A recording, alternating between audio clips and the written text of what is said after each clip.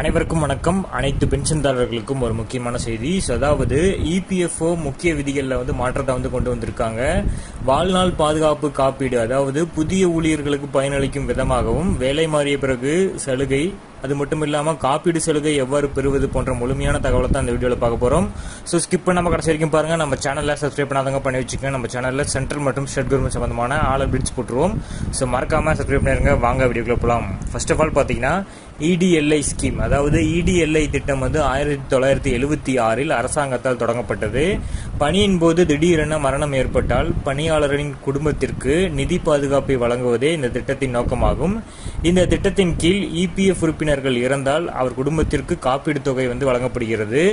So வாழ்நாள் பாதுகாப்பு காப்பீடு, அதாவது வருங்கால வைப்பு நிதி என்பது பணி ஓய்வுக்கான சேமிப்பிற்கான ஒரு வழிமுறையாக இருப்பதோடு மட்டுமல்லாமல் பணியின் போது ஏதேனும் அவசர நிலை ஏற்பட்டால் அந்த நேரத்திலும் நிதி ஆதரவையும் வழங்குகிறது. இது ஊழியர்களுக்கு ஒரு வலுவான நிதி பாதுகாப்பு செயல்முறையாக செயல்படுகிறது. ஸோ இது புதிய ஊழியர்களுக்கும் பயனடைவார்கள். அதாவது முன்னதாக ஒரு ஊழியர் வேலையை தொடங்கி 1 வருடத்திற்குள் இறந்தால் அவரது குடும்பத்திற்கு காப்பீடு பலன்கள் கிடையாது என்ற விதி இருந்தது. இப்போது புதிய விதியின்படி இது போன்ற சந்தர்ப்பங்களில் ஊழியர்களுக்கு அவங்களோட குடும்பத்திற்கு 50,000 ரூபாய் நிதி உதவி கிடைக்கும். அடுத்ததா வேலை மாறிய பிறகும் அதே சலுகைகள் தொடருமா அப்படிங்கிறதுக்கான பதில் சொல்லியிருக்காங்க. இப்போது ஒரு ஊழியர் தனது வேலையை மாற்றி 2 வேலைகளுக்கும் இடையில் 2 மாத கால இடைவெளி இருந்தால் அந்த சந்தர்ப்பத்திலும் அவருக்கு காப்பீடு தொகை தொடரும்.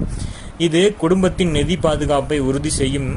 திட்டத்தில் ஏற்பட்டுள்ள இந்த மாற்றத்திற்கு பிறகு காப்பீடு தொகையின் வரம்பு இப்போது 2.5 லட்சத்திலிருந்து 7 லட்சமாக அதிகரிக்கப்பட்டுள்ளது. ஸோ காப்பீடு சலுகையை எவ்வாறு பெறுவது அப்படின்னு பார்த்தோம்னா, ஒரு ஊழியர் பணியில் இருக்கும்போது இறந்தால் அவர் பரிந்துரைத்த நாமினி அல்லது சட்டப்பூர்வ வாரிசுகளுக்கு 2.5 லட்சம் முதல் 7 லட்சம் வரை காப்பீடு தொகை இந்த திட்டத்தின் கீழ் ஊழியர்களிடமிருந்து எந்த பிரீமியமும் வசூலிக்கப்படுவதில்லை. மாறாக நிறுவனம் 0.5% பங்களிப்பை வழங்குகிறது. ஸோ ஆயிரக்கணக்கான குடும்பங்களுக்கு இது ஒரு பயனளிக்கும். அதாவது ஒவ்வொரு ஆண்டும் பணியில் இருக்கும்போது சுமார் 1000க்கும் மேற்பட்டோர் இறக்கிறார்கள்.